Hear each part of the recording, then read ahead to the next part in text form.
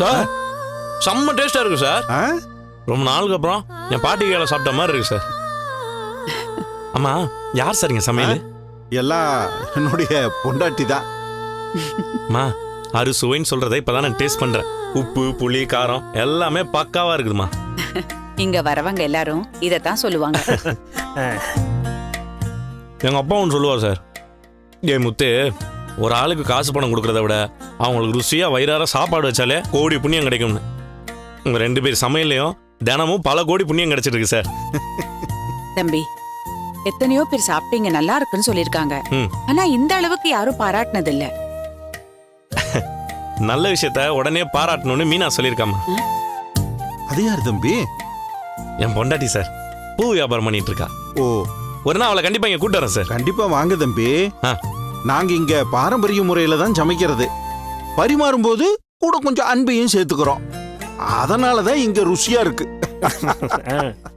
ஓ, அப்படி வேற இருக்கா சார்? அதனாலதான் என் பொண்டாட்டி சீரை எல்லாமே எனக்கு பிடிக்குது போல. வார்த்தைக்கு வார்த்தை உங்க பொண்டாட்டி பத்தியே பேசிக்கிட்டு இருக்கீங்க. கொடுத்து வச்ச பொண்ணுதான். ஆமா, பேர் என்ன சொன்னீங்க? முத்துமா. என் பேர் முத்து, என் பொண்டாட்டி பேரு மீனா.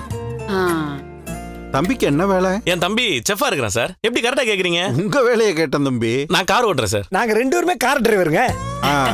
அப்ப நாம எல்லாரும் ஒரே வேலையை தான் செய்யறோம். அது எப்படி சார்? உங்க கையில கரண்ட் இருக்கு, என் கையில ஸ்டேரிங் இருக்கு. எப்படி 2 ஒண்ணா இருக்கும்? ரெண்டும் கைய வச்சு சொல்ற வேலை தானே. அது மட்டும் இல்லாம புது ஆளுகளை பாக்குறோம், பேசுறோம். அதுவே ஒரு சந்தோஷம் தானே தம்பி. ஓ, நீ அப்படி வரீங்களா? Okay sir. சமையல் மாதிரியே உங்க பேச்சு சூப்பர் சார். அதனாலதான் ஹோட்டல் உங்க 2 பேரும் தேடி எல்லாருமே வராங்க. எங்க ஹோட்டல் நல்லா இருக்குன்னா எங்க குடும்பமே இதுக்கு பலமா இருக்கு. நீங்களும் உங்க குடும்பத்தை பத்தியே தான் பேசிக்கிட்டு இருக்கீங்க. கரெக்ட் தாம்மா. நம்ம சந்தோஷமே நம்ம குடும்பம் தானே. அதுக்காக தானே எல்லாமே. ஒரு நாள் உங்க வீட்ல இருந்து கூட்டிட்டு வாங்க தம்பி. கண்டிப்பா. ஆமாம்மா. வெளியில இன்னைக்கு ஏதோ ஸ்பெஷல் ஸ்வீட்னு சொல்லிட்டு போர்டுல பார்த்தேன். அதுவா தம்பி? வெல்லம் தேங்காய் எல்லாம் போட்டு நம்ம கடையில மட்டும் என் பொண்டாட்டியால செய்யற ஸ்பெஷல் ஐட்டம் அது. அது ஒண்ணு பார்சல் பண்ணிடுறீங்களா? ஆமா, சமாதானப்படுத்தணும்ல. யார? இல்ல சார், என் பொண்டாட்டியோட ஒரு சின்ன மோதல். ஓ, புரியுது புரியுது. அங்கே அப்படித்தானா? வாங்கி கொண்டே கொடுங்க.